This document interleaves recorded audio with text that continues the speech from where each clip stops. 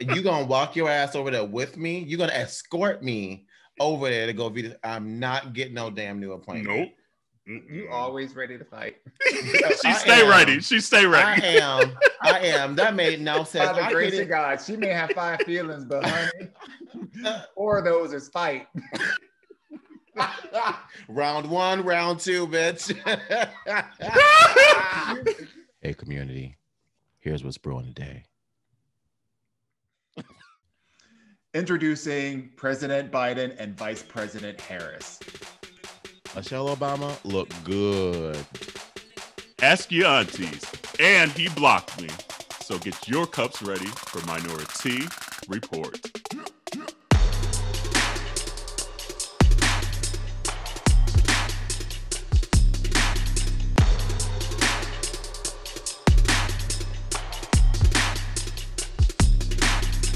Well, hello. Hey, y'all. It's a new dawn. It's a new day. And I'm feeling good. Right. No vocals. Hey, we was excited all day. We was excited. We're a little hoarse, okay? Right. It's a brand new day. Come on, the whiz. Yeah, I mean, community, hello. So actually, let's get this out the way because we always forget. Subscribe, download, share, send with your family, your friends, leave us a review, all that good stuff. Let's get that logistics out the way because today's a brand new day. We have a Black South Asian vice president. We got a white. We got a blacketed Black South Asian vice president. We have a white president. I mean, that's the norm. but at least old boy is gone. We done made it a Biden state alive. Let me tell you, I ain't never seen somebody get to work and clock in so fast. Let me tell you, he put his hand on, he sworn and he's like, all right, time to work. Let's go. He said, where I signed? Where I signed 17 executive orders. Where they, boom. But could you imagine if you was on the team though? You're like, damn, I can't even go to like the ball tonight because of A, COVID, and then B, he always got us working this late tonight on the first night. Damn. Hey, look, I'm sure they were happy. Okay. I'm sure they were happy to work. Like, right. Can you imagine? Well, let me put it this way: 51% of them were happy to work. That part. Just to be clear, 51% of them are happy to work because the other 49% were happy for the last 4 years. You know, they were pushing all kinds of things through, but now out the gate, running. Joe did the little run and there. Like, okay, we'll break this shit down. Okay, because there's so much that happened today. And by the way, community, we're recording on Inauguration Day. So that's why you gonna get the episodes you getting today. Absolutely. Today's energy is brought to you by Inauguration. 46. Right, 46. So we'll start off. Okay. How did you feel this morning? Like knowing it was Inauguration Day? Because it's still just a regular ass work day, by the way, which is bizarre. So it's like you're trying to work, quote unquote. But especially after the last 4 years, what we've been through, knowing, okay, we're here at the day. Please don't let shit go crazy. Like, what did you wake up feeling like? Literally what you just said. Okay. Like, don't let shit go crazy. I mean, even yesterday, like, I'm not gonna lie, I had a little bit of anxiety the night before, just thinking about, okay, how fucked up is tomorrow gonna be? You know, like in my mind, I couldn't separate the anxiety that I felt from 9/11 to what I thought could have potentially happened today, if I'm being honest, because of the fact that we saw how they were acting a fool on January 6th at the Capitol. Like, it's not beyond them to act a fool again.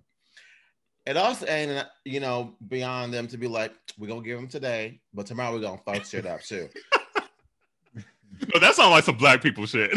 For real. It's your birthday, so I'm going to beat your ass the day after your birthday. It's like we're going to be cool today. Right. But tomorrow.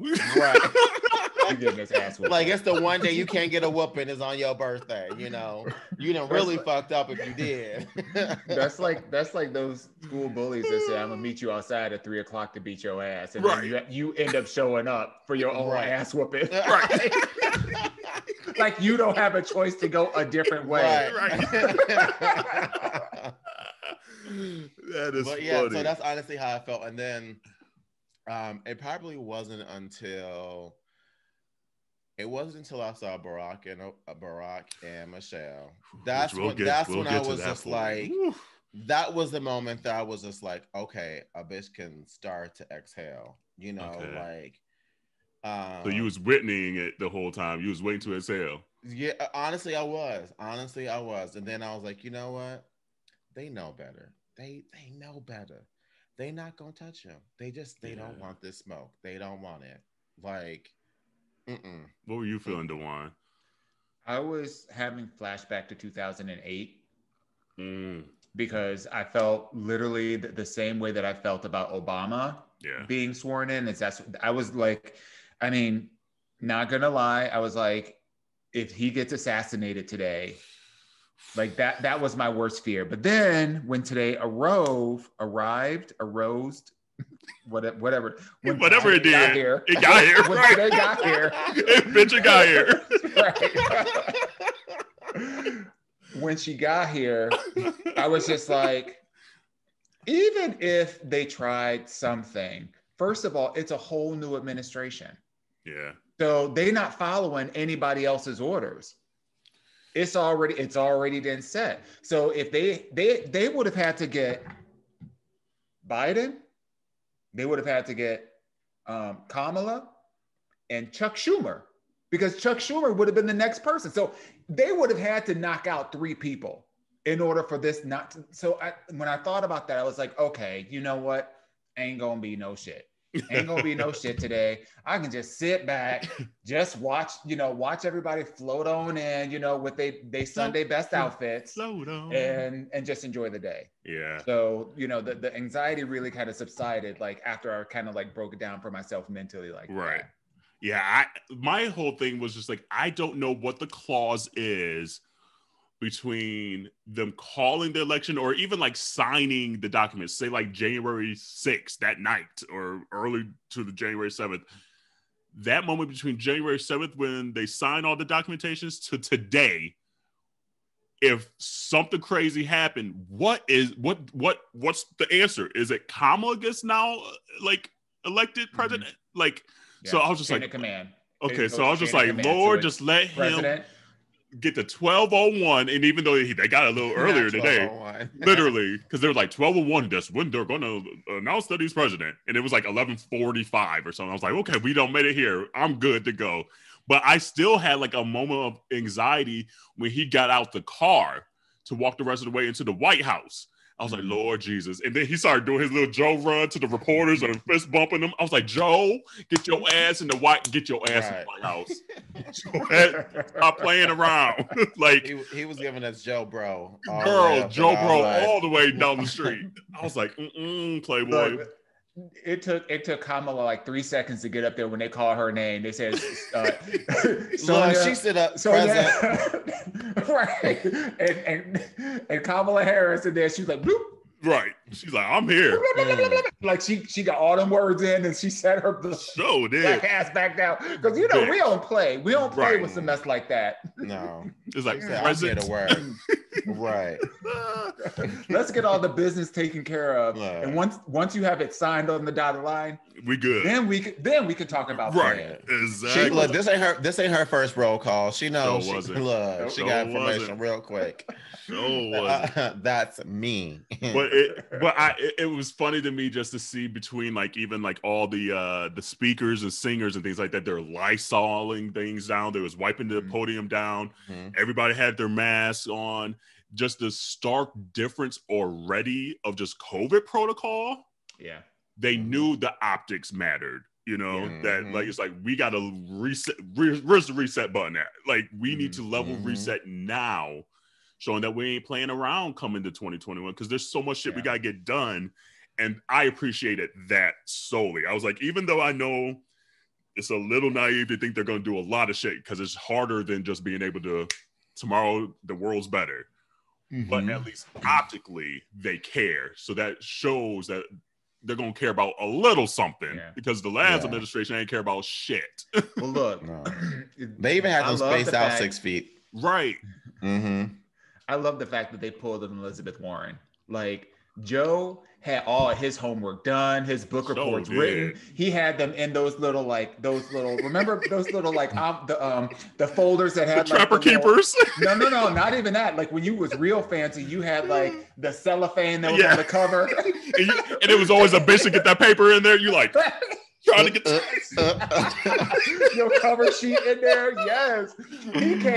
He is ready. Like, but the killer part about it is that's all he's had. He and his administration setting up his teams and whatnot for the last, basically the last 2 months. They've had all this time to get all their paperwork in order. So all he has to do is just come in and sign, because at the end of the day, there's no debating. It's true. You got the House and you got the Senate. So let's push this paperwork on through. So I'm glad, that it was like, okay, let's get the inauguration, all the hoopla and all the grandeur and all that kind of stuff. But now let's get to work. It's true. And I did get choked up when Kamala did get up there too. Like, you see, like, even though I thought I was prepared, because like just even like being prepared from like the Obama, like you were saying before, like I was boohooing back then. So I was like, okay, maybe I got a lot of that emotion out.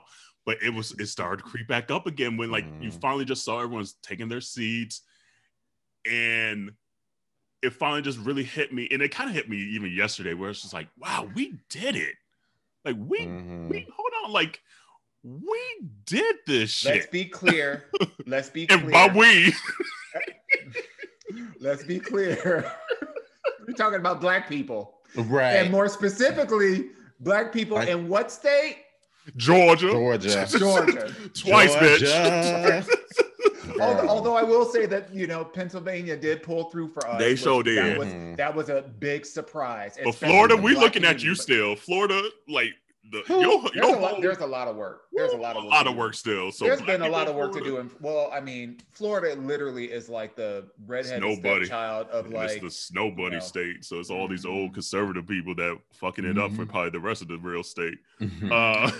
But seeing them sitting up there, I started to get choked up again, because I was just like, there's that moment again where you see yourself, even though I'm not a woman, but just to see someone melanated like yourself and knowing that she's up there, literally you heard the sounds of glass breaking. And then I also thought about, I was like, damn, how hard does that have to be for Hillary Clinton? Again, they had to go to another inauguration when you thought it was going, you literally your whole life, you thought that was going to be you. And you setting your ass up on that stage again, and it's not you. So I was like, damn, that's tough. But like, I'm so happy for women. I ain't gonna lie, my petty ass would have moved out the country. I'm like, I'm out. It's like, I'm done. I ain't going to no more. Well, but you know what? I would have. I get that. I'm not like discounting like what you do and what you do. What I'm saying is, I feel like this was like the just desserts that Hillary wanted and needed, because she could sit up there being as smug as she want to be. That part too. That old wrinkled up, like orange Cheeto pumpkin, like broke down apple pie looking motherfucker, done bolted out of the town, literally ran his ass out of the city. And she's sitting up there after all this time. I told you so. She sure did. That is true. And she's been having those petty ass tweets lately too. So I'm like, that's right, Hillary. Yeah. I'm here for it. She's just like, I told you so. Exactly. But then like just to see Kamala's hand raised like that, and she didn't skip a beat. And then also to see Supreme Court Justice, I always get her last name wrong. Cartermeyer? Yes. Sotomayor. Just her giving the protocol to her is incredible as well. So just to see women of color up there holding their hand choked me up. I was just like, I said I was gonna get choked up like this, but I'm choked up, damn it. Yeah, for me, it was like I am. You are. I am. For me, it was like seeing her get up there. It like, yes, being melanated and seeing another black person up there, but for me, it was just like, man, I just thought about like all the young Black women, like Black women are due in this country, absolutely. And I just felt like this moment was just like, that's exactly what Black women need to like. I'm all for, being Black as a collective, but we don't celebrate Black women enough in this country and the shit that they go through and the shit that they do. And they pull hard for our whole community. And to see a Black woman be VP, like, it's just like, now guess what? Like, women are the ones who run the house. Let's keep it real, 100. Period. Like this whole thing, we know in the community how many there are single Black women holding it down within our community. And to see a Black woman go this far in our nation and at this high of the government is just amazing. It's no longer this is only what Black women are good at doing. It's like, nah, bitch. No. And then even the Black women that helped put her in that position, like the Stacey Abrams and everyone that was like on her squad. The door's wide ass open. Like, it's going to be incredible what we see in the next 10, 20 years of the floodgates open for women of color. Yeah. Yes, absolutely. And I'm just so here for it. It was incredible. And then like you just see that woman of color, then you see Michelle, of course, and we'll get to all like the fashion, the goop and gaggery of everything. But then to have Amanda come up later and do that poem. It was Amanda Gordon for me. Bitch. Yeah. Bitch, she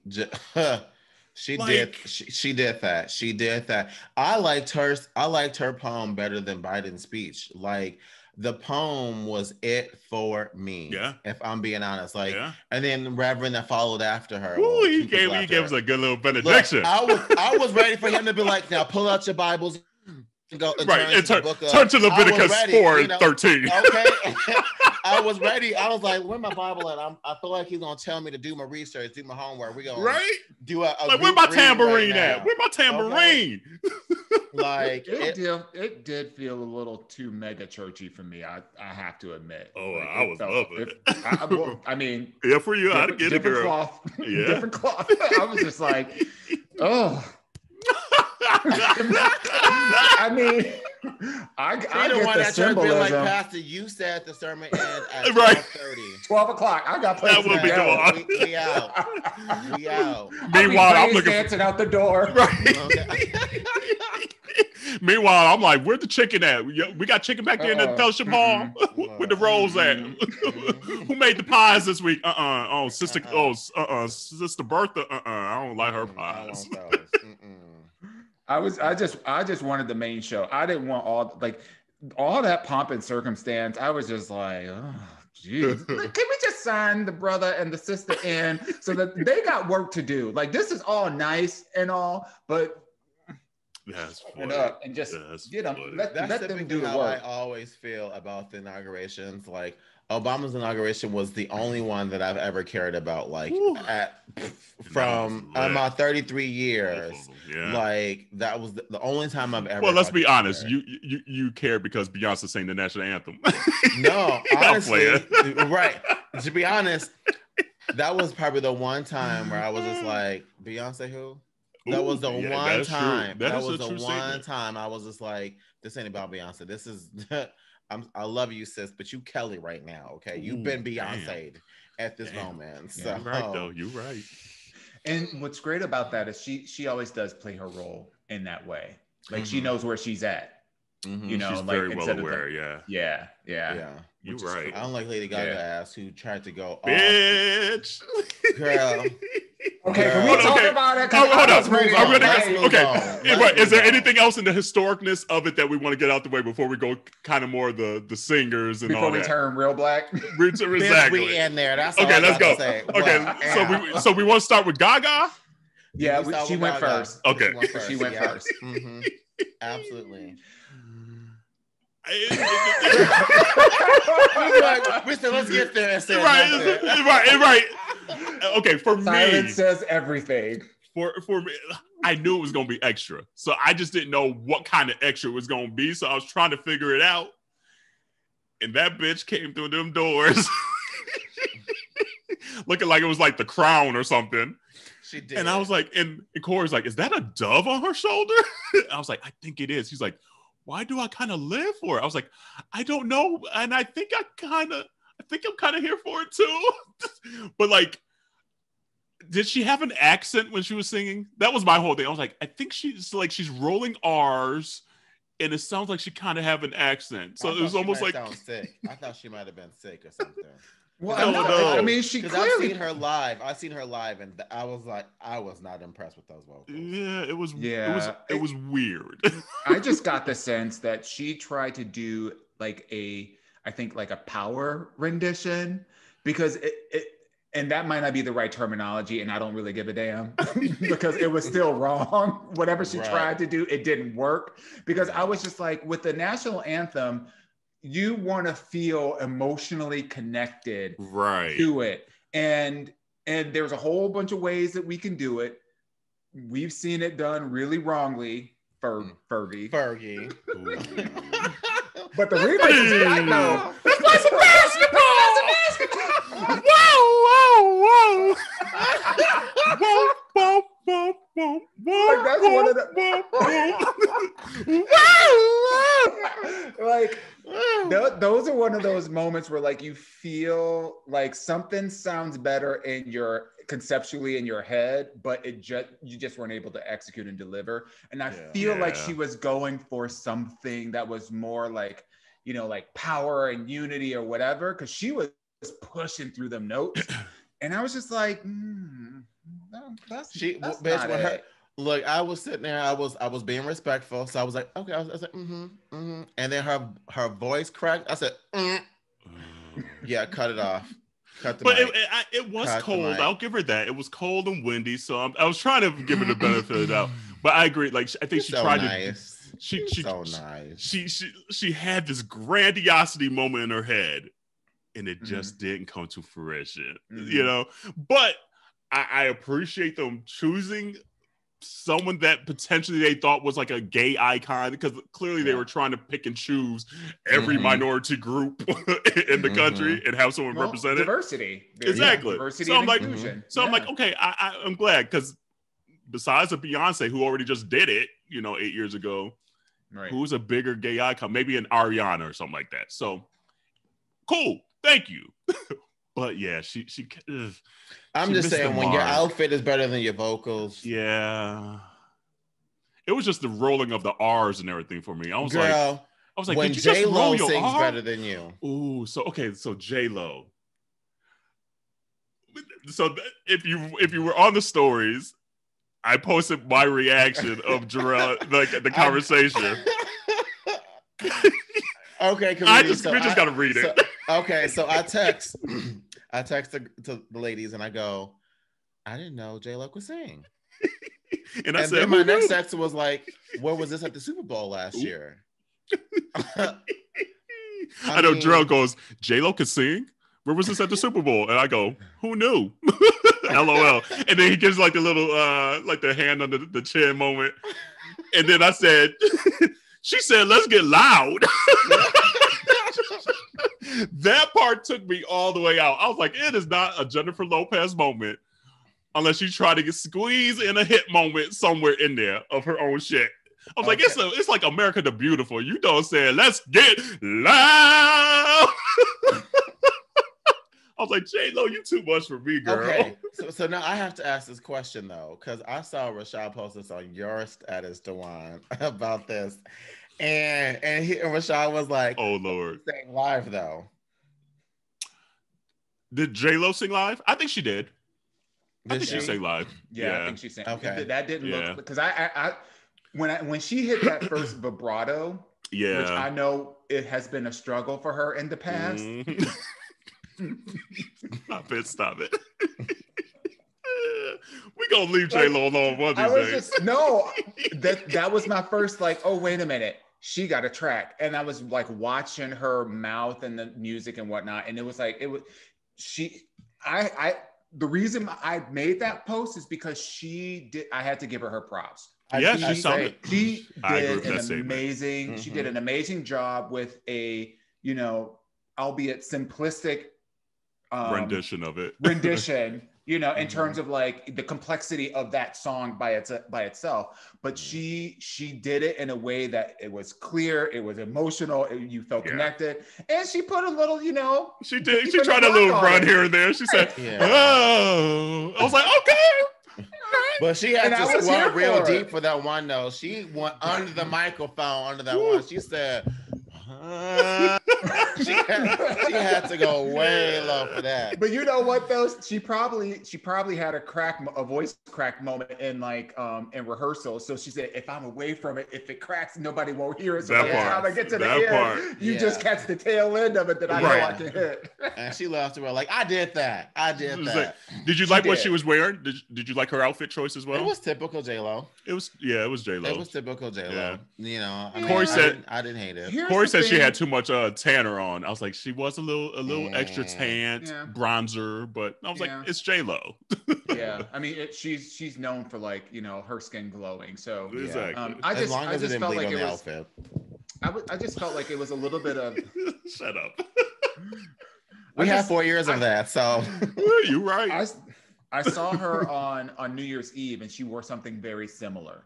So that for me was a little bit of a disappointment. Like, how are you going to wear something like a couple of days ago for New Year's Eve when your performance was horrible, and then wear something eerily similar in silhouette? Like it was a white coat, it was a white bell-bottom jeans or pants, and you know, it was too similar for me. I would have loved for her to do something different, but you know, J-Lo, she's not one to do something outside the box. She'll go in someone else's box and copy what they did.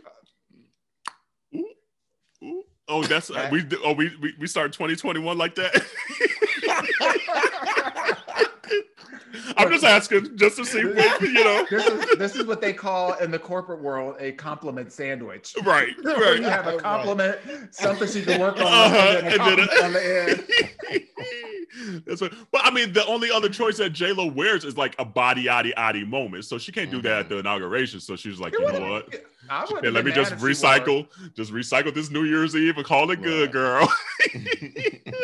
I wouldn't have minded if she wore a little like, you know, bandage, hervé légère, you know, kind of like, you know, get me body dress that went all the way down to the floor with a slit up the back. You know, that would have been kind of cute, but you know, you're right. She did what she did. And her performance, which was the most important, really stood out, especially for that occasion. Like, she didn't overdo it like a Gaga moment, even though we knew Gaga was going to do that. But here's the thing, and I forgot to say this too when we were talking about Gaga's performance. The key change in that song is a hell of a lot harder. It's one of the hardest songs to sing. Absolutely. And you have to be just raw talent to sing that and make it look effortlessly. Either if you are vocally a god, you can sit there and you don't have to do all the theatrics. If you ain't, then you have to bring the theatrics to make it seem like you're doing something with it, to hide all the shit that goes in the song. I think it's a hard song for her just because it's already a mellow ass dramatic song. She's a mellow ass dramatic human being. So when you just put those two together, it's just like, it's too much in the moment. Because like Gaga could sing. But it's just too much. It's just too much. And so she's teamed too much. The song is teamed too much. You put team too much, it's just going to be an explosion of a lot. I just always find it interesting, particularly with this song, a song that almost every single American has sung since, you know, like birth, since birth, right? But especially like for singers, you know, when you're getting your come ups and you have to do like stadium performances and singing for basketball, like they all do this. So it's not like, oh, she got the call 2 days before, had very little time to put together, you know, resources to be able to work out what her rendition was. Like she had time to work this out. Yeah. Execution wasn't there. You know, because now that I think about, because she did the Super Bowl one a few years ago, and that one was decent. That was actually pretty good. So I don't know. She missed the mark. Yeah, it just wasn't her day. Speaking of Super Bowl, quick sidebar: Jasmine Sullivan's doing the Super Bowl national anthem. I can't wait. I'm not ready either. I'm not ready. I will say this: going back to the national anthem. Let's play some football. Right. I will say this: like the national anthem with celebrities, it has become a thing that if you are a celebrity singing the national anthem, it's like a Grammy performance. You have to knock it out the park. Like, and it's no longer like just a simple, just sing this song. Like, no, now are you giving us a Whitney? You know, like, are you giving us a Demi Lovato a couple years ago? Like, what are you giving us? You know, where's the bar? You have to make it your own. Oh, Whitney's the bar. Whitney. No, Whitney's. So when we say the bar, that means to surpass. So you're saying that she is the bar? Oh God. That's not the seat that you're not gonna be able to surpass that rendition. I feel like Whitney performance is like the upper echelon, like that is like the gold standard, not the bar. The bar is like because Fergie is like here's the bar and Fergie is down here. Yeah. So whose performance was like at the bar? Like what do you call that? I feel like Hudson? Destiny's Child was the bar, but again, that's three. That's harmonizing. That's three. And they had the wind machine at the end. They had the wind machine too. Like I love their vocals. That might be a little bit above the bar. I'm like, bitch, y'all bought the wind machine for the ending. That's what's up. Yeah. I feel like Demi Lovato. I feel like Demi Lovato's is the bar for me. Like, and actually, no, I still think she did a really good job. Demi did a good job. I would say, oh man. I'm trying to think. I don't know. There's almost so many out there now that you kind of forget. To me, at least for Gaga's sake, what she did at the Super Bowl in 2016, she had to at least meet that one because it was good. Right. And she didn't. And like she changed it up too much. Like she changed, which I get. Like you don't want to do the exact same rendition that you did that everybody, 100 million plus people saw already. But it's tough. And the elements are tough. Like everyone that sings outdoors will tell you that. That's why Beyonce lip synced hers and got in that. Remember that controversy? They're like, Beyonce lip synced the national anthem. It's like, bitch, it's cold out here. Like, this is not a setting for me to sing the national anthem. Right. So it's like, I get it. So that's why I kind of give her the benefit of the doubt. But I think the expectations were set so high because it is Gaga and all the gays were like, yes, Gaga, blah, blah, blah, that when you heard it, you're like, damn. That's they not wouldn't have cared. I bet you them Gaga queens are cutting us, living their life, cussing us out right now. I'd be like, fuck y'all. I know, right? Well, community let us know then. They done turned it off and everything. Look, I had one little post. I had one little post. And I didn't even see that. I need to see that. I didn't even dog anybody out. I'm just saying, like, you know, like vocally, it just wasn't your favorite. JJ blew out Gaga, like, and I said, okay. And they came for me. Like there were comments in there like, we don't need to divide each other right now. They both did. This is not the day to divide us anymore. I'm like, I mean, they both saying well, but you know, if we being honest, like one of these things is not like the other. One of these things is not like the other. Because I'm not really a J-Lo fan. Like I'm Team Mimi, so you know, I don't really rock with her like that. So that was really giving her praise. So yeah, I was like, but then we still have one more singer, Mr. Garth Brooks, singing "Amazing Grace." Since Garth is the only human being on the earth that they could pick to sing that song, like they couldn't have used Yolanda from the night before for today. I guess they said in the spirit of unity. That's true. That was another. Like, that was another yoink. Over. And it was better. Yeah, it was better than them trying to have Taylor Swift sing it. So if they wanted like that part of the nation, like the country folks. Well, the country folks, they don't even rock with Taylor Swift like that. You know? No. And I mean, Garth Brooks literally is like one of the, if not the biggest selling artist ever. Like on the records he's sold. So it's like, I get it. Yeah. But Amazing Grace though, like that's like they said after that, like, so, or maybe on CNN, they're like, there's no closer song that's just like as poetic as it is of feeling and things like that. And I was like, I agree. Amazing Grace just does something to a lot of people. Well, at least he didn't sing the Negro national anthem. Right. Damn near close though. Amazon. Right Amazing Grace is like number 2. It's right up there. And Nuck If You Buck is number 3. So I'm right.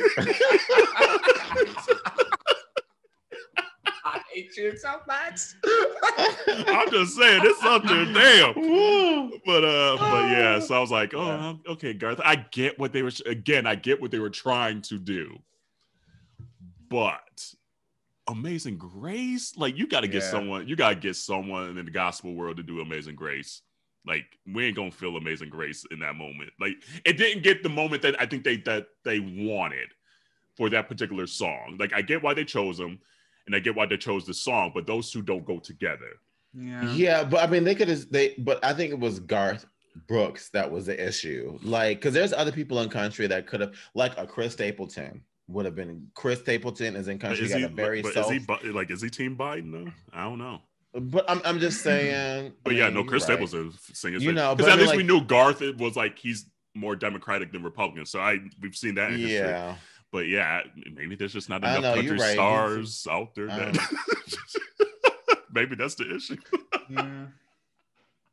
I don't know. I don't know either. I don't know. Yeah, but I'm like, thanks, Garth. But like, people seem to go crazy because the crowd, like all the senators and everything, seemed to go crazy because remember it was like ruckus after he got done, and I was and then he ran up them steps. I was like, okay, superstar. Oh, he did.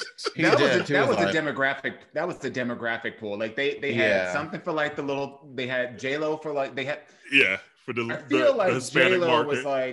was like for the Hispanic market. You had like the. Gaga for like the gays and the teens. The couple of gays that were there. And then you have Garth Brooks for anybody that was like, like for the rest of them. For like the Mitch McConnells. Right. For the rest of them. we saw what the wave looked like. But then, okay, let's get to the real start though. Hold on one second. What kind of music do you think Mitch McConnell listens to? Serious question. He's got a black wife. I don't think that he listens to black music. He has an Asian wife. Okay. I don't know what music he would be listening to. Probably not. In my mind, it would probably be something like heavy metal, something like crazy. I was thinking like death metal. Right. Like, seriously. Because like when he talks like this, and today on the Senate floor. So I assume it might be like the polar opposite of what we might think it might be. I don't know. I honestly don't care what he listens to because I don't like the man. But the true star of the day was when Michelle Obama hopped out that damn car and we saw what she had on. And then she walked down that hall and them stairs. Bitch. You heard all Black America say, bitch. Bitch, that's what I'm talking about. That's what I'm talking about. That's a bad bitch. That's a bad baddie. Girl. Why was she trending above like the inauguration for like most of the day? Like she Michelle Obama. Like the fucking hashtag good with the T at the end and laid for her hair were trending higher than a lot of the inauguration stuff for most of the day. Yeah. She said, I'm gonna just come out and let these hoes know again.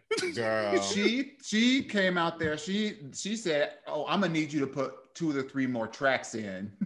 Because that hair gave me all kinds of, like her hair was doing a busted challenge. Bitch. You're right. She was walking, it was like. And them curls stayed there. And she had that side little part, like so the weave started over here and over here. Right, so she had the natural part, but the weave came. Girl. Couldn't tell her nothing. Nothing.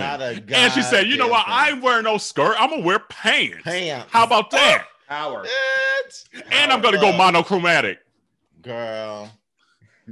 And that's why I said what I said earlier. When I saw Barack and Michelle Obama come out there, it was a wrap. That's when it was just like, oh, we doing this. We are really doing this. Like, I don't care. They were like, oh, all the VIPs are coming. I said there were no VIPs. None.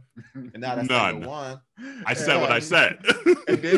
And it didn't take George Bush but like 2 seconds. Bitch. George found her. George found her. George loved him some Michelle. He was like, you know, one. He said, you looking kind of good, shorty. What's going on, baby? He said, how you been? And then he does a little laugh. He's like, he does a little shoulder laugh. W love him some Michelle. Loves him some Michelle. Man, memes that came out, bitch. Like you want to share Michelle Obama as an X-Men character, you know, in her X-Men costume. I was like, bitch, I'm here for it. George Bush probably went home and had sex with his wife that night. Think about Michelle. Bitch. Seriously, like so good. And the hold on, I wrote it down too.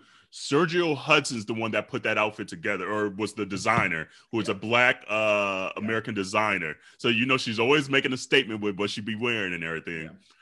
Yeah. She looks so fucking good. Mm-hmm. Like, so good. And it's not even, and I'm like, we're not even being dramatic. That's the best part about it. This is just real. There's so many people who don't understand. This is just facts. Fucking facts. Period. She did that. This has been missing. Right. I was watching Joy on MSNBC, and they were talking about the night before and what she was wearing and how like her dress had like sold out on like Amazon or wherever it was for Biden's wife or whatever. And then here we come the next day, and Michelle Obama came out. She said, "I'm gonna let these hoes know." Looking like a superhero. She's like, "You can't touch." She said, "I heard your little chat talking about Melania all these 4 years. I'm gonna let these hoes know. I'm gonna let these hoes know." Exactly. I'm gonna show you what we can do. And then they put that. Let me see you walk behind. I'm like, bitch, I know. Like I tweeted out that I put that Jill Scott with it that. That's what I'm talking about. Literally, that is exactly how all Black America felt. Like it's like this what I'm fucking talking about. That's like it's the closest thing. Like it's the closest thing to royalty we have. Yeah, she held it down. She held it down. Like it was too much for me. Like I couldn't take it. Like. I couldn't take it. And that's like Kamala looked amazing. Like there were so many people that just looked incredible. But then she walked down that hall and you was just like I ain't gonna lie, I felt a little bad. I was like, Michelle, it ain't your day. It ain't your day. A part of me was like, it ain't your day. You need to come out here. Like you just showed up to someone else's like party being like she said, I'm gonna let these hoes know. Oh, like you didn't change the whole event. She didn't wear white, at least. Yeah, so you're right. You know, I was curious whether or not Kamala was going to wear a dress or wear like a power suit. I'm glad that she stuck with her power suit. I'm just curious, like, how are people going to react when because like all the time you see her in pants and a blazer, you know, and I wonder like when you do end up seeing her like in a gown or whatever, like an actual gown or a dress. And I wonder if like, I guess they don't have any balls. They gonna flip out like when Barack wore the tan suit. They gonna lose their fucking mind. They gonna be how dare she? No, they're gonna freak out when she had like a church hat on one Sunday. Look. That's when it's gonna happen. They're gonna have a black lady church hat and they're gonna freak out. And Kamala gonna flip the script because she's gonna get her whole dress from like Fashion Nova. Shut up. She gonna have Tim's. She gonna be like $39.99. And the bandage dress with a slick corset. I can't say it. And she gonna be like, ow. Her cap's gonna be like, ow. Ow. Oh my God. Can somebody please explain for the people who don't know what Fashion Nova is? Oh, they should know. They should know. Think so? Google. Okay. Google. Because we do be educating the children. That's true. Well, because I think Cardi kind of made it extra big for them because Cardi was wearing Fashion Nova for so long. But if you don't know, it's more of an urban brand that's like cheaper. It's Black Forever 21. You nailed it. Bingo. They don't have no stores. That needs to be in the description. Online. It is Black Forever 21. You nailed it. Literally. And it's basically almost 90% club wear. Yeah. Like 90% club wear. Mm-hmm. Where are you going? To the club? Dresses be this big. It's very Atlanta. It's very Atlanta. Oh my God. And then I will say, go ahead. Oh, go ahead. No, what are you going to say? Oh, I was about to say the other star besides like Michelle, Kamala, and Joe of the day is Amanda Gorman. Oh, and Amanda. She's up there as well. Bernie. Bitch, Bernie sitting there. A whole mood. A whole ass mood. I almost became a Bernie bro just to sit like that. Bitch. Facts. Look. And literally they are photoshopping him into everything right now. Did you see the one where they photoshopped him into the AKAs and the bleachers? Yeah. Yeah, I posted that one on Minority Report. Or wait, the AKAs or is like the majorettes one? The majorettes. Yeah, I posted that on Minority Report. And then right before we hopped on, I saw one. They're like, "This is how the guest pastor be sitting before he go up and preach," or something like that. I was like, "That's not true." Photoshopping them to everywhere, like everywhere, and with the big ass mittens too. Bernie don't give a fuck. Bernie's like, I am to get to. I am 925 and 48,000 years old. He don't care. He is such a mood. Y'all lucky I showed up. That part. He can have my vote. At this point, I'm like, look, you run. What you running for next time? Right. Like, just but you know, he is he's going to get appointed to what is the role where literally he sets the budget for like the country and the Congress and everything. So everything he's pretty much preached. It's not the Secretary of Treasury, but it's like I forget the title. But literally, he's going. The one thing that a lot of senators over the years have like gone against him, saying, "Oh, if we elect Bernie, this is what he's going to do. He's going to want to set the budget for this." Is literally the job he has now, which is awesome. What's up. It's literally awesome. Yeah. So everything he deserves that. Absolutely, he deserves it. Yeah, so. Yeah. I'm actually really impressed with his picks for his cabinet so far. Like he's been putting some amazing people and great opportunities and just like and also in the fields that they excel and exceed at. That like you know that they're great at. Not just put like I'm just gonna put this person not because like Betsy DeVos in fucking education, and then Ben Carson over in HUD. Girl, okay, but like, weren't you a surgeon? Like, you were a surgeon. Okay. What the fuck you doing over there, girl? I hope we never see Ben Carson again either. That's another motherfucker that I'm like, I hope I don't ever hear his name again. I'm with you on that.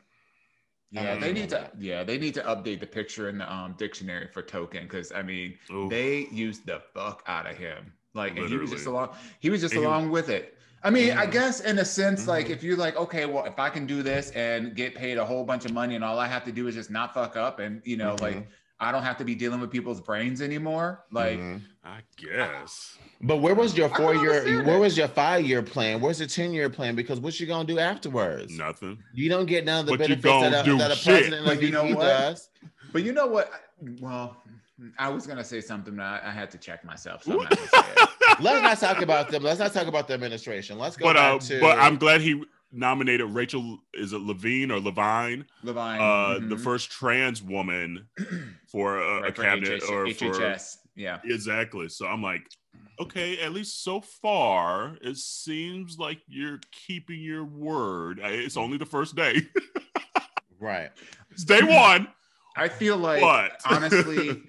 I mean, technically, they have 2 years to get all this shit done. Like, if you really think about it, because we're going to be up for another Senate, you know, another, you know, cabinet election, and not even that, like 20 months, like because it's going to be like November. So we in Jan, come on, right? So they, you know, so I'm glad that they spent the last couple of months getting all this shit together, doing all the brass tacks, and like getting all of their like, you know, their bills ready to be signed and all that kind of shit. So he can just, you know, sign and get them pushed through, and now they can spend the rest of the part figuring out how to action against those and then figuring out the other bills that they have to start working on. Yeah.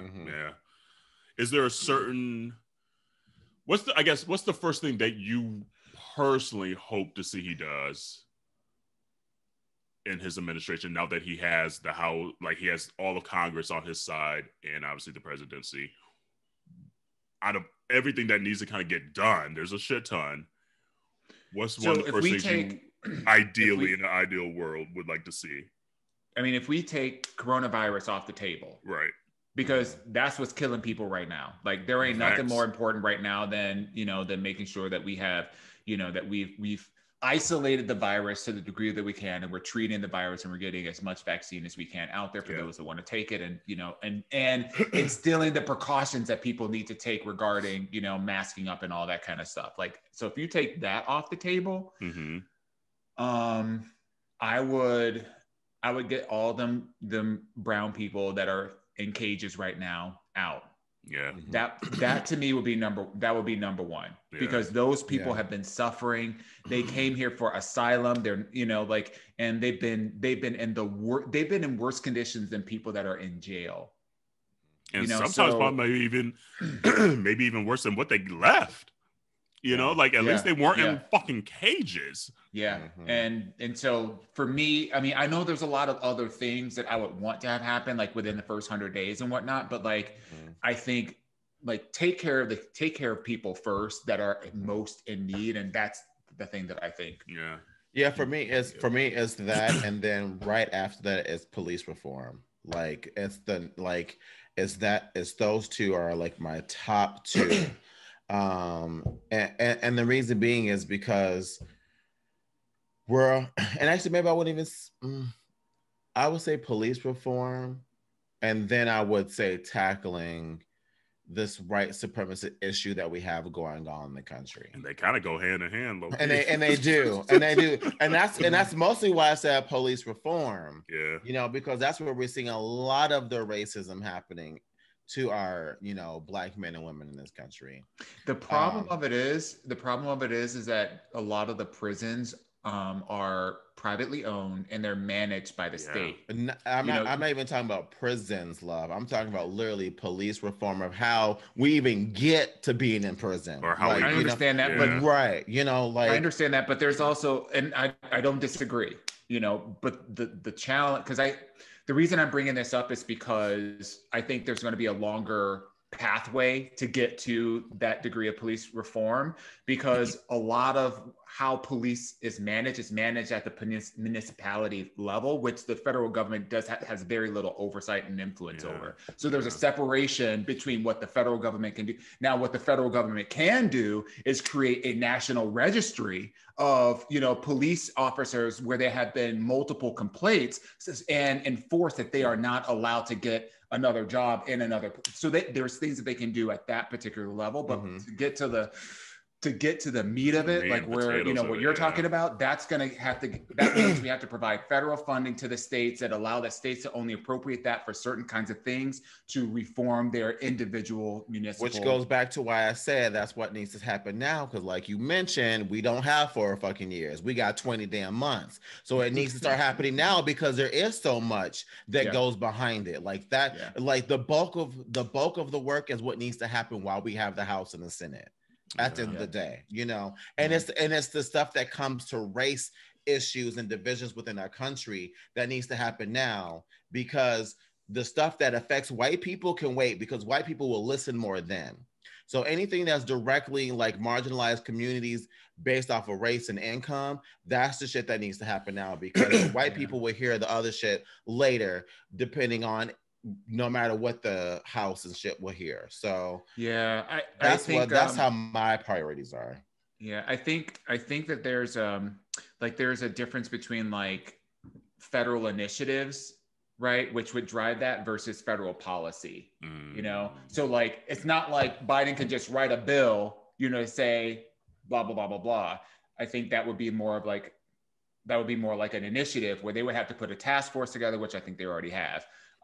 Task force together, somebody to allocate the budget that then that works with those folks to then work with all the individual states. And that's why I guess I took the question, and I took his question as, and he did say, "What do you want him to do?" I'm talking about all them bitches.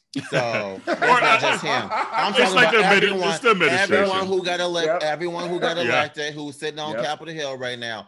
All of them. Yeah. That's what I want to do. I'm putting all of them in the same. And by the way, I'm piggybacking on what you just said because I want that shit to happen too. That's facts. Yeah, I think if we get all the way through this and that work hasn't been started, or at least not even started, but if that work hasn't been, the groundwork has been implemented, so that it's going to be a waste. It's going to be a waste. Gooped. Let me tell you, look, our people gonna be mad as fuck. And the Democratic Party can kiss all of our black asses, and they will never, ever fucking get another motherfucking vote, period, from us. I would like, as a first act within that, is to be able to take anybody that is in federal prison that is under a drug charge for marijuana. They should be immediately released. And we should be compensating them for the time that they've spent in jail, and legalize marijuana federally. Yeah. Period. I think my number one is definitely the cage situation and the kids that don't even know where their freaking parents are. Girl. That break is gonna make me cry. Literally. I don't get how. I get that America is an ideal, and it's like always constantly trying to strive to whatever this marketing message that we have out there. But that is so fucked up to me that literally we have sold this ideal that if you come to America, you'll get an opportunity, and you come here and it tears your family apart. Depending on which president you get. And now you don't even know where your kid is. That's fucked up to me. That's fucked up to me. So for me, I'm like, I could survive maybe a few more police moments out there. Not for me, so Lord, I don't want nothing on me. But for these kids to find their parents. But then I agree, we need to figure out some kind of foundational thing that we could do at the federal level to at least set a precedent for the states to follow for police reform. I also think we need to figure something out about schooling. Like the amount it costs to go to school is ridiculous. And then also we need to just firm up healthcare. While we got the chance, let's whatever loopholes that we couldn't get through, because even if you think about the original Obama plan, he couldn't get everything he wanted through because Republicans didn't want it. So this is already the compromise bill that's out there that everyone hates of the Republicans. But no, y'all fucked up the good bill. Let's get that straight. So I hope they're able to close up those loopholes and those potholes that we couldn't get through, firm up healthcare, because just going through medical stuff personally, just seeing it now, it is so ridiculous that the amount we have to pay just to try to stay healthy. You know, they like we don't even get afforded the opportunity really to stay healthy. You know, well, so and we it's not really even healthcare; it's really health management. The whole for sure, like, for sure. Unfortunately, like you know, it's the profit of healthcare. Honestly, it's the management of you managing you being sick off of all the shit that we done did to you because there's very lax regulations. Part. I'm right there with you. I'm right there with you. We'll see. There's a lot of work. But you know what? I mean, if you went to Biden's website as part of his political campaigning, he had all of his shit laid out.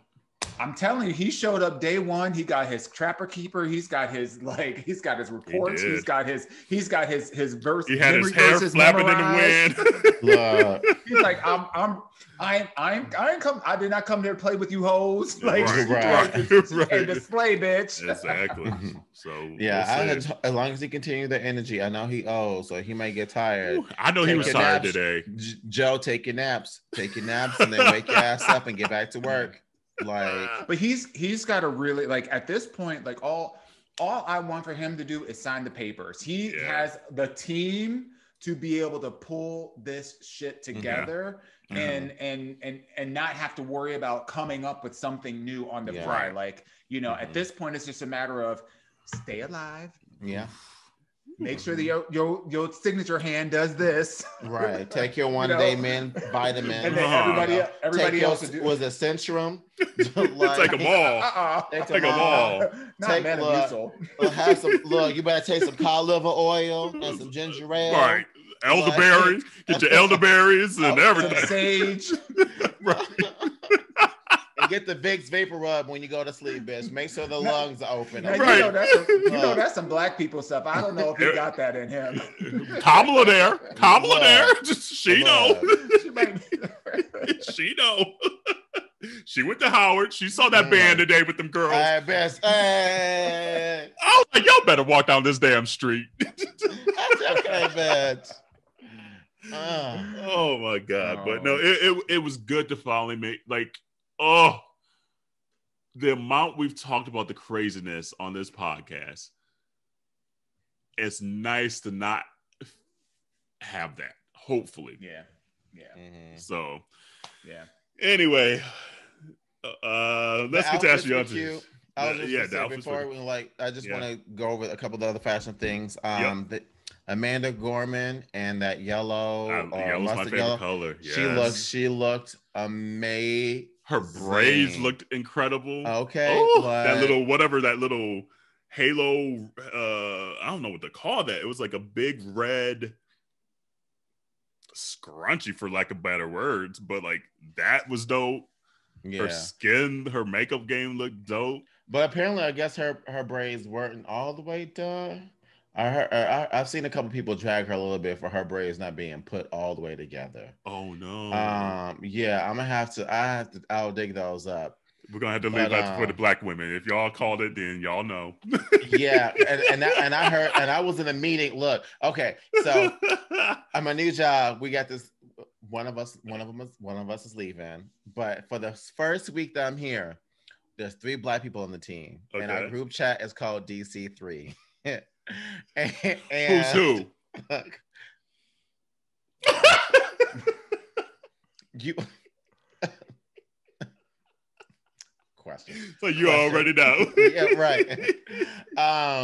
But literally, we had a meeting today, and we said, "Fuck this meeting." We literally sat there and we were like, "Oh yeah, girl. Oh look at her. And it happened to be at the same time that Amanda Gorman was on. Too. Got it. So it was like perfect timing for like us black folks to come together, and they were the sisters that clocked her. And I was like, oh damn. And I was like, she probably was quarantined. She probably couldn't have the braid lady be quarantined with her. You know, like everybody can't go to the braid lady streets. That's busy. Right. Okay, when the pandemic, the braid lady got to be safe too.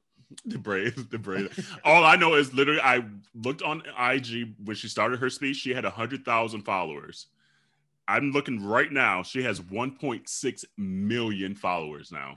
Damn. After that speech today, so she went up 1.5 million people followed her since it's only been, call it 8 hours, 7 hours, or 9 hours. Life-changing.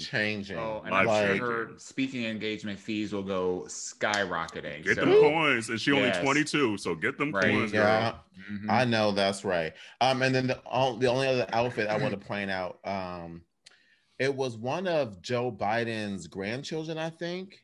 She had on like the one this with the like sparkle. No, she had on like this beige like coat, kind of like little get up.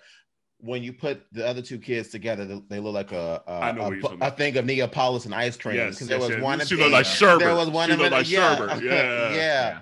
I was like, bitch, you better rock that. And she had the matching like suede heels. Yeah. I was like, okay, all right. Yeah, I see you. I see you. Oh, that wait, hold on. Cute. We tripping. We got to shout out Kamala's niece's husband with the Dior Jordans on. Oh, bitch. He came down the steps. I was like, did he just have them J's on? And sure enough, Twitter on it. They're like, those are the Dior J's. I was like, damn, that's what's up. When's the last time you see J's at the inauguration? You probably have. Never. Representation. Here for it. Come on, America. This is America. Don't get you slipping up. Oh, yes. Anyone else that you was rocking what they was wearing? That's it? No. Honestly, everything else was black. Outfits. Yeah, everything else is black. Yeah, it's true. That's true. I know it sucks. Like, I feel like even for the men, you don't have to wear a black jacket. Like, you could rock like a orange jacket, something, you know. I feel like some pizzazz. Especially like Barack. It's like, Barack, you're not the president now. You could rock with like Michelle Stylist is killing the game. He he's a I'm a dutiful classic husband. man. Right. He's hey. Boom, boom, boom. I mean, can you imagine, like, you know, the two of them, like, you know, getting ready for their, you know, like, Woo! and then like he picks out his outfit and then she picks out, and he's like, you know what? It's all you. It's all you, baby. Let me just put this tux on. Because she looked like money. Yeah. Just dripping. Money. Drip in. Ooh, that's the definition. You see this drip. That like when they came up with that coin, that term, they said Michelle Obama. Yeah. Oh, she said, I still got it, bitch. I'm gonna be talking about Michelle for a while. That like did everything for me. For a minute. Everything for me. Like it just felt so black to me. Damn. Yeah. It was just such a black moment. Like, I am stunting on you fucking hoes. And it's sorry for the cussing, but woo! Yeah, it's been 20 years. What's that? 16 years. 16 years since you've been in the last time, the first time that you walked the stairs for the White House. This is the first time. Or That's the 2008. first time. Yeah. 2008. 2008. 13 years. Yep. Yeah. Yep. Still looks good. Amazing. Girl. I know she's only 50. She's only 57. I'm like she still has so many years. That's the dope thing. Like they got in so young. Like they have like a whole nother life after all these years. That's dope. They're starting to live I'm tuning in just for them. I'm tuning in just for them. Look, let it be another white person. Michelle Obama, Michelle and Barack gonna be there. Michelle gonna be there. I'll be there. I'll be there. That's a real ass statement. Who all going to the party? Who gonna be there? Who gonna be there? Who gonna be there? Like, oh, Michelle ain't gonna be there. No, I'm cool. Okay. No, I got something to do. Oh, Michelle and them go. Oh, like and it's Michelle and them, and the them is Barack. Like that's crazy. Like that's how you dope you are with your them. Yeah, it's Barack. Michelle and them gonna be there. Oh yeah, I'm sure. I'll be there. I'll be there. Yeah, I should be there. They cool people. I like them. All right, what time is it? Ask your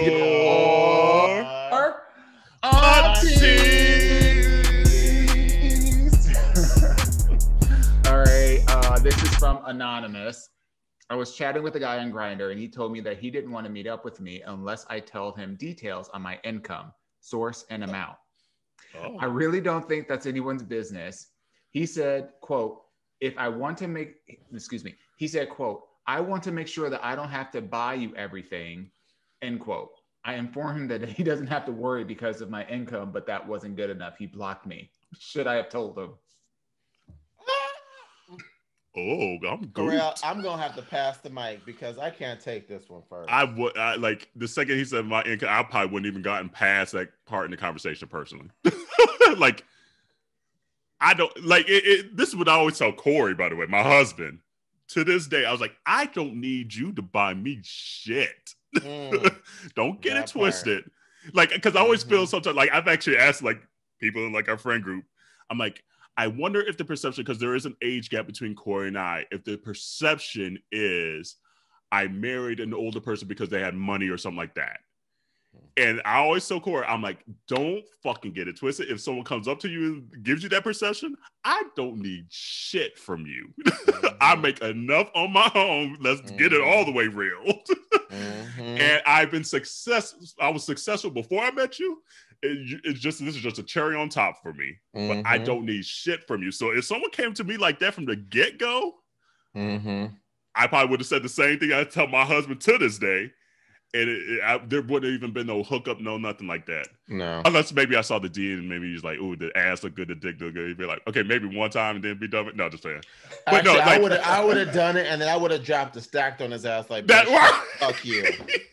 That's just like, oh, and walk out that bitch. Out. But no, that's off-putting from the gate. Like, where does that even stem? So clearly, he's putting a lot of his baggage on whoever this hookup was going to be because maybe that's happened to him. So that's where it's stemming from. But no, like on the fucking grind, like. But T, that's right. That's the real T. You on this app to, right? You on this app to hook up. Like you ain't trying to find your husband. Maybe some people, I don't know, but then on the flip side, we always talk about like ask and tell what you want and from the get go. And I guess the dude was being honest, like, you ain't gonna get my money. But no, that's off putting to me from the get go. So yeah, watch it. Wait, what was the ending question? Did he say, "What should I do"? No, should I have told him? Should I have told him? Oh hell no, hell no, hell no. No, because it could be a catfish moment. He could be trying to steal your money. Well, and that was just, and that's what I was gonna lead with is like, I feel like, especially when you're on Grindr, where we all know what the fuck Grindr is for. Yeah. If you asking about money, especially someone's income, you checking for their finance, you checking for their person. So you trying to put yourself in a situation for you to be taken care of. And that I honestly thought that the person would have, that's why they blocked them, because they, oh, this person can't take care of me. I can't be kept, so I'm gonna keep pushing. So ain't nobody business. Everything ain't for everybody. Ain't none of your business. Like, and the truth is, if they gotta ask you about your finances, I would have been like, oh, so that means you must be insecure about your own finances, because if you secure, you ain't taking for nobody else's shit. Yeah, it's true. It's so true. So what you think of Dawon?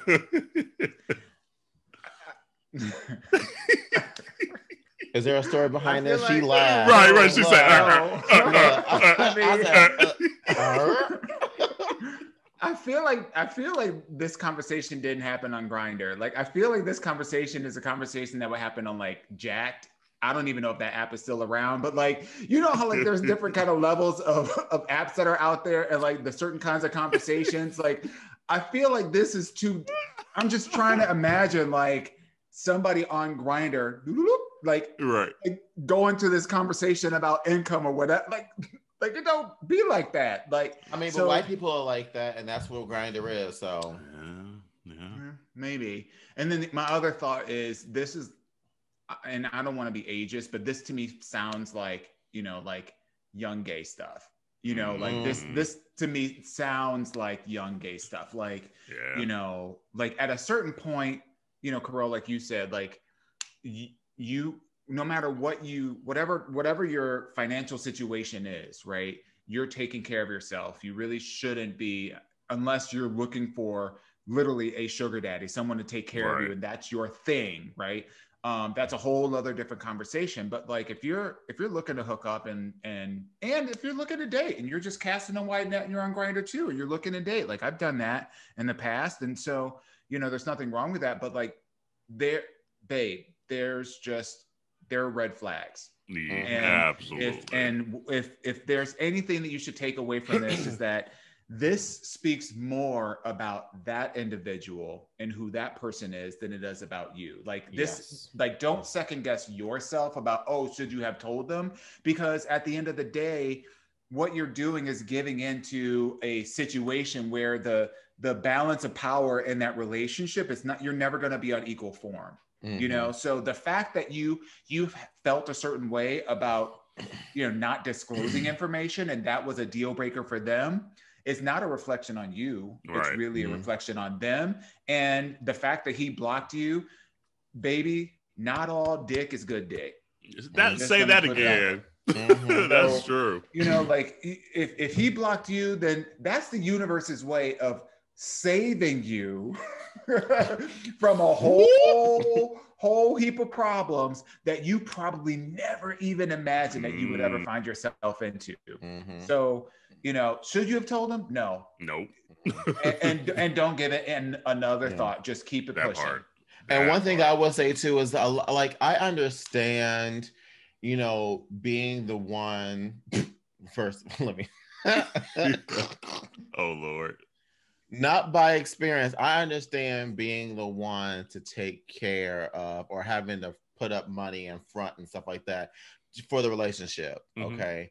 I have been on the opposite end, where I was the one on my journey trying to get my career going and try to get where I'm going. And financially, I couldn't always do 50-50. You know what I'm saying? But the truth of the fact is, I was still on my journey going somewhere, and it was about the end goal. Now I've arrived, and now I'm going even further. I'm going past where I wanted to go. A lot of people don't understand that when you're in a relationship, what you get today is not what you should have 5-10 years from now. If you still in the exact same space, that means somebody ain't growing and something ain't changing. You gotta push yourself, so, or have someone push you that cares about you. So the question, so instead of asking about, well, what your finances are, you should be asking what your goals and ambitions are, because your finances can change in a heartbeat, as a lot of people have seen over this damn pandemic. And it's what you do with that hardship to get back to where you're trying to go, or where you were, is what matters the absolute most. You know, is there a point in time when you should ask that question? Like, did you ever ask your significant partner how much you make? How much do you make? And if so, when did it come? So I don't care about how much Fizz makes. Like I know, but I know because he opted to tell me, just like I opted to tell him. Right. As far as I'm concerned, as far as we're concerned, we still do everything very much 50-50 in relationship, you know, like, except for when there's gifts and stuff like that, then it's like, this is for me to you, like, if this is what I want to do, like, it's no big deal. But for big things, life-changing things, instead of like that, we're going to do this together. And if we can't do this together, then we're going to save to that together, or we're going to adjust our ideas of what we want so that we both can feel like we did this together. Because what we don't want is resentment. We don't want to feel like there's an imbalance of power because of finances, you know, or because of money. So the conversation is never about how much you make. It's about, like, are you good with this? Can you do this? Is this what you want? That's it. You don't need to tell me why. You don't need to tell me anything else. Just yes, no, and we just keep it pushing. Yeah. Dawon, like, has that question? I've never asked any person that I was in a relationship with and or dated how much they made. Now, I found out, you know, and, you know, I mean, Adam and I have been together 6 years, would be 7 years in next month. You know, and, you know, but the thing about that is that, you know, when, you know, we started dating in Chicago, you know, I got a job offer that, you know, was taking me to Pittsburgh, and we had only been together for about 8 months, you know, so he actually left his job and I supported him while he found another job, and he found another job pretty quickly. But then we didn't like living in Pittsburgh, so we moved to New York, and then again, you know, he had to find another job, and that took a little bit longer. So, you know, I supported, you know, him for that. And, you know, we're just at different stages in our professional career. So, you know, we had a very open and honest conversation about, you know, how we pay for things, you know, and, you know, I think that's a very personal conversation that couples need to have when it's appropriate. But I think more relative to like what this Ask Your Auntie question is asking, it's, I think as young queer people, or just, you know, just young people, one of the things that you individually have to navigate is, you know, recognizing what you can do financially and what you can't do, so that you don't find yourself in situations where people are taking advantage of you. I mean, I know, you know, I will often, you know, I lean more towards, I'm pretty generous. You know, I lean more towards, if we're all going out to dinner, I may just pick up the tab or whatever, you know, because, you know, one, I'm blessed, and two, you know, that's just how I roll. And so, you know, like, don't get it twisted. That's not all the time. I know the community is like, ooh. Right. Next time we all go out together, you know, the Dawon's DMs are going to light up.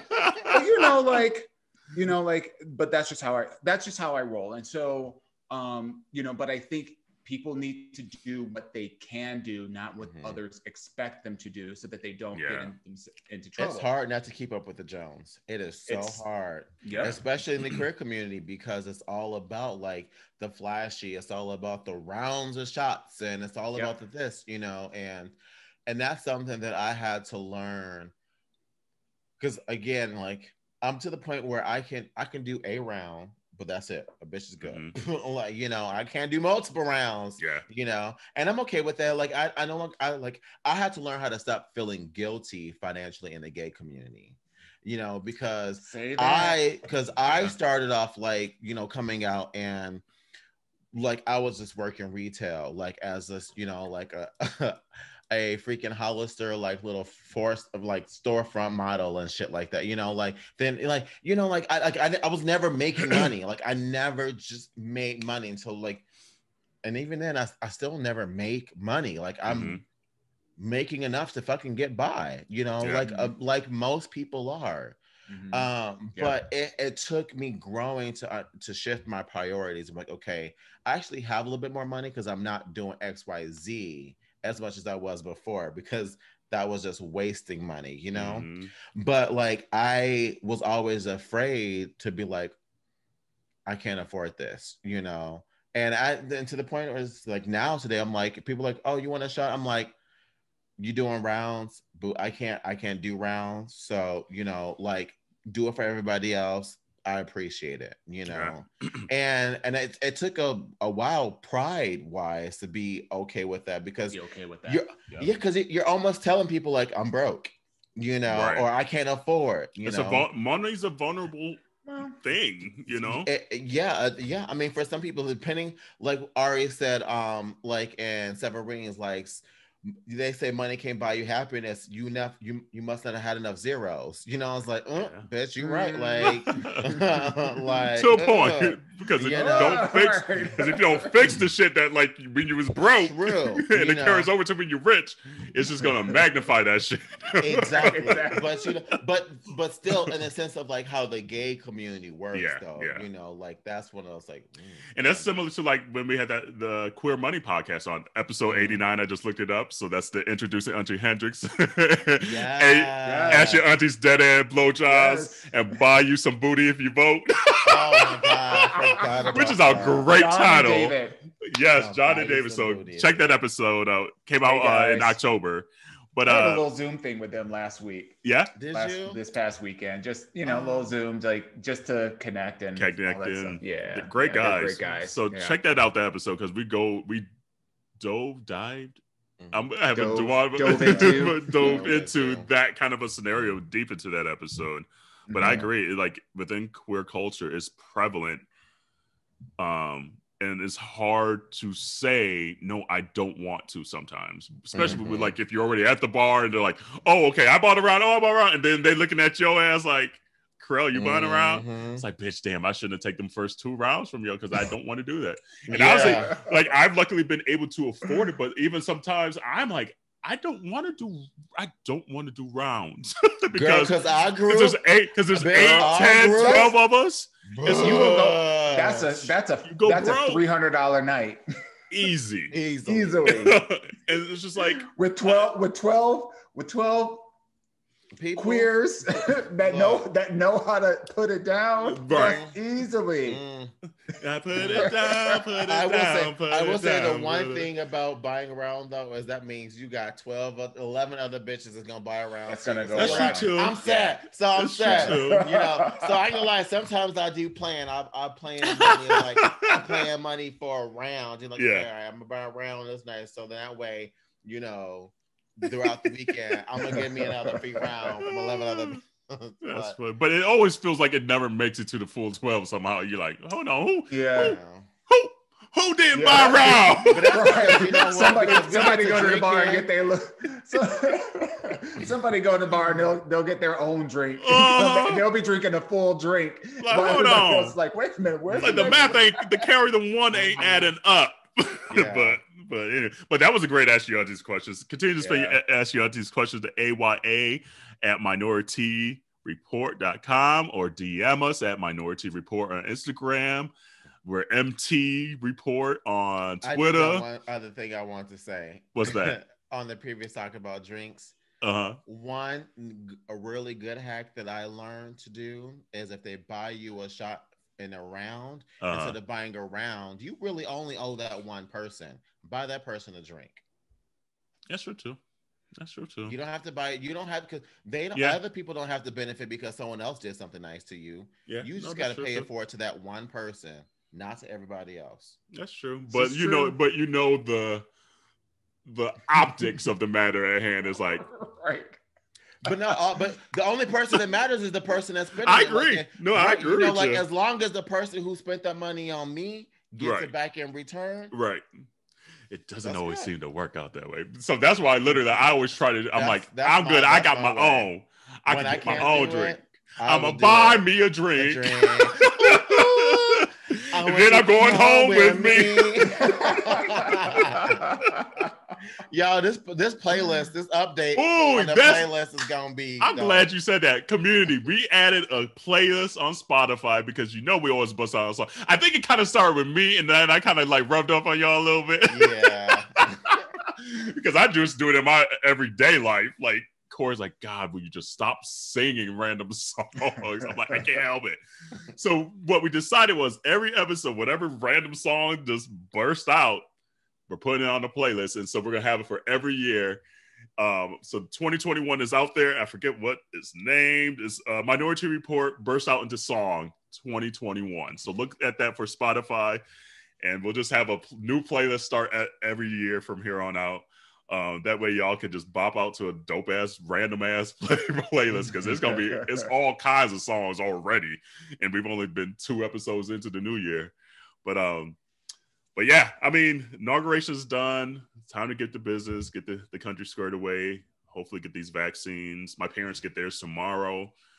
So I'm excited about that. That's awesome. Yeah. So yeah, and I mean, we're going into the dead of winter right now. So, it's a perfect time to make sure that they're all taken care of. Absolutely. So but I think that's it for now. And community, we're gonna start. You're gonna find out.